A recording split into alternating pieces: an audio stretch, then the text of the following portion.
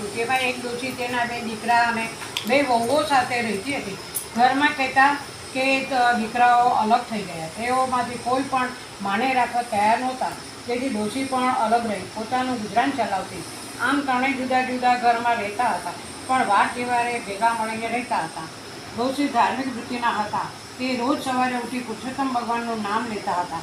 નદીએ નાહવા જતા। તેમના નાના દીકરાએ ને બહુ રોજ નદીએ સ્નાન કરવા જતા। તેઓ કટાગોરમાની પૂજન કરી ઘેર આવી કામકાજમાં લાગતા। ત્યારે મોટા દીકરાની બહુ ઉઠતા જ ઘરની ઝંઝટમાં લાગી જતી। દીકરા દીકરી અને પતિને આ કરો તે કરો એ હુકમ છોડ્યા કરતી હતી। બેઉ સુખી હતી, પણ તેથી તેને પૈસાનું અભિમાન આવી ગયું હતું। સાથે કંઈક હતું તેવી તેને અભિમાનનો પારો ઓર ચડ્યો હતો। સમજતી કે ગામમાં મારા જેવું કોઈ નથી, ઉપરાંત બોલવામાં પણ તે છોકરી હતી। દેરાણી ભોળી હતી। એક દિવસ નદીએ જતાં તેમણે જેઠાણીને ઘેર જઈ કહ્યું, જેઠાણી આજે તો મારી સાથે નદીએ નાહવા ચાલો। ત્યાં જઈને કાંઠાગોરમાનું પૂજન કરીશું, પુરુષોત્તમ માસની કથા સાંભળીશું અને પછી ભગવાનનું સ્મરણ કરતાં ઘેર આવી જઈશું। જેઠાણી કહેવા લાગી, આ તો નવરાના કામ છે, નાહવાનું તે ફક્ત બહાનું છે, પણ ત્યાં ભેગા મળી ગામની નિંદા કરતા હોય છે। આમ આપણું કામ નહીં કરે। મારે તો ઘર પડ્યું સંભાળવાનું। મારે ઘેર આવનાર પણ બધા પતિ દુકાનેથી આવે, છોકરાઓ નિશાળેથી આવે, પિયરથી વહુ આવે, સાસરેથી દીકરી આવે, દેશ અને બધા સગાવાલા પણ આવે, સીમમાંથી ગયેલ ઢોર પણ આવે।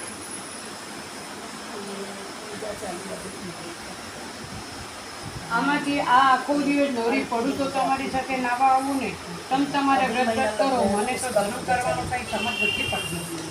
જેઠાણીએ લાંબી થોડી વાત સાંભળીને દેરાણીને છતાં તે બોલી નહીં। તે સાસુ પાસે ગઈ અને બધી વાત કરી। સાસુએ કહ્યું, જે કરે તે ભરી। ભગવાન માણસને સુખ આપે છે, પણ સુખ ભોગવતા આવડતું નથી, માટે તું સમજી જા, સમજ તો સારું, નહીંતર એના ભાગ્ય પણ ફૂટેલા જ છે। ગોરમાં રીઝે તો ધનધાન્યનો પાર ન રહે અને ખીજે તો કોપાયવાન થાય। આમ દિવસો વીતી ગયા હતા। દેરાણીઓ દિવસો પુરુષોત્તમ ભગવાનના ધર્મ ધ્યાન થતા હતા, જ્યારે જેઠાણીને દિવસો શારીરિક કામકાજમાં ઝંઝટમાં પોતાના તેની પાસે તો કરવાનો વખત નથી, એનો તો સગાવાલા રીઝવવામાં જ પડી હતી। દેરાણી તો રોજ નદીએ નાહી કાંઠાગોરમાની વાર્તા સાંભળતી અને ધર્મ ધ્યાન કરતી હતી, અને કાંઠાગોરમાને દેરાણી ઉપર રીઝ્યા અને ઘણી સુખ શાંતિ આપી। બીજી બાજુ પુરુષોત્તમ ભગવાનનું અપમાન કરનાર જેઠાણી ઉપરથી કોપાયવાન થયા અને કાંઠાગોરમાની કોપનો પાર ન રહ્યો। તેણે તો જેઠાણીને શાપ આપ્યો। આથી પેઢી હતી, પતિ ગાયબ થયો, નિશાળેથી ભણવા ગયેલ છોકરો ઘેર પાછો ન આવ્યો, દીકરીને સાસરીએ કોપ્યા, તેથી તેને દીકરીને તેની મા પાસે જવા ન દીધી। પિયર ગયેલી વહુ પણ પાછી ઘેર ન આવી, સગાવાલા તો આવ્યા, સીમમાં ગયેલ ઢોર પણ પાછા ન આવ્યા। આમ અંધાર્યું બનવાથી જેઠાણી એકઠાઈ ગઈ, તેના સુખનો પાર ન રહ્યો। તેને પોતાની ભૂલ સમજાઈ। તે તો દેરાણી પાસે પહોંચી ગઈ અને પોતાની દુઃખની વાત તેણે દેરાણીને કરી। દેરાણી તેને સાસુ પાસે લઈ ગઈ। સાસુ ઓટલે બેસી માળા પીવી રહ્યા હતા। આવીને તેમના પગમાં પડી અને બલોપાત કરતાં કહેવા લાગી, માં, હું તો લૂંટાઈ ગઈ, મારો તો પતિ ગયો, મારો પુત્ર ઢોર ઢાકર ગયા, સબળા નાખું ત્યારે અવળા પડે છે, કંઈક રસ્તો બતાવો, તમે કહેશો તેમ કરીશ। સાસુએ કહ્યું, મોટી વહુ, તે જાણે અજાણે પુરુષોત્તમ ભગવાનનું અપમાન કર્યું છે, આથી કાંઠાગોરમાં તારા ઉપર કોપાયમાન થયા છે, તેથી તારા બધા કર્યા અવળા થાય છે। આથી કરીને તું પુરુષોત્તમ માસનું સ્નાન કર, ધર્મ ધ્યાન કર, કાંઠાગોરમાનું પૂજન કર, એમને વિનવણી કર અને ભૂલની ક્ષમા માંગ। મારી એક વાત સાંભળ, ધર્મ થાય તો કરીએ, પણ ધર્મનો અનાદર ન કરીએ।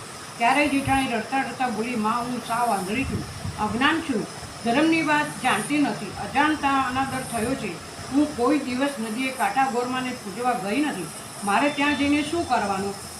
સાસુએ કહ્યું, એક થાળામાં પૂજનની બધી સામગ્રી લેવી, શ્રીફળ લેવું, પુષ્પ, ચોખા, સુપારી, કંકુ, અબીલ, ગુલાલ, ધૂપ અને ઢોલીને લઈ થોડી સ્ત્રીઓ સાથે વાતે ગાતે નદીએ જા। ત્યાં પુરુષોત્તમ ભગવાનનું નામ લઈ સ્નાન કરી કપડાં બદલીને પુરુષોત્તમ ભગવાનની પ્રાર્થના કરજે। પછી કાંઠાગોરમાનું પૂજન કરી કાલાવાલા કરજે। હે ગૌરીમાં, હું અજ્ઞાનતાને લીધે તમારો મહિમા સમજી શકી નહીં, આથી મેં તમારા વાતનો અનાદર કર્યો। હવે મને મારી ભૂલ સમજાય છે, તો તમે મોટા મનવાળા છો, માં, મને મારા ઉપર પ્રસન્ન થાઓ, મને સુખ શાંતિ આપો, મારા ઉપર આવેલા આપત્તિ દૂર કરો। જેઠાણીએ સાસુની શિખામણ માથે ચડાવી। તે સાસુને પગે લાગી। શંકા કાંઠાગોરમાને પૂજવા જનારી હતી, ત્યારે તે તૈયાર થવા લાગી। દેરાણી જેઠાણી અને સાસુએ આડોશ પડોશના ભાવિકોને સ્ત્રીઓને ભેગી કરી બધાને સાથે લઈને વાતે ગાતે નદીએ પહોંચી ત્યાં સ્નાન કરી કાંઠાગોરમાનું પૂજન કર્યું. કથા વાર્તા સાંભળી ક્ષમા માંગી. કાંઠાગોરમાનું પૂજન કરી જેઠાણી જ્યારે ઘેર પાછી ફરી ત્યારે તેણે હરખમાં તો મોટો, કેમ કે પેઢીએથી ઘેર આવી પતિ ઘેર પેઢીએથી ઘેર આવી ગયો હતો. દીકરો નિશાળેથી આવતો દેખાયો. થોડી વાર પહેલાં પિયર ઘેરી વહુ પણ આવી ગઈ. ઓછરીમાં ઊભી થઈ સાસરેથી દીકરી પણ આવી પહોંચી. ચીમમાં બે ઢોરને પણ આવવા લાગ્યા. સગાવાલા પણ આવી પહોંચ્યા. આમ ચમત્કારિક રીતે બધું બનવાથી જેઠાણીએ કહ્યું, હે ગૌરીમાં, તમારી કૃપાથી ગુમાવેલું મને પાછું મળ્યું છે. તો હવે હું પુરુષોત્તમ માસનું પૂર્ણ શ્રદ્ધા સાથે વ્રત કરીશ, દરરોજ સ્નાન કરીશ અને કાંઠાગોરમાની પૂજા કરીશ. વ્રતની પૂર્ણાવતી સમયે બ્રહ્મભોજન કરાવીશ, અન્નદાન અને વસ્ત્રદાન આપીશ, નિંદા નહીં કરું, ખરાબ આચરણ નહીં કરું, મારા હું પદનો ત્યાગ કરીશ. જેઠાણીએ મનમાં એ સંકલ્પ કરેલો. તેણે તે દિવસથી અમલ ચાલુ કરી દીધો. તે સવારે વહેલા ઉઠી દેરાણી અને સાસુ સાથે નદીએ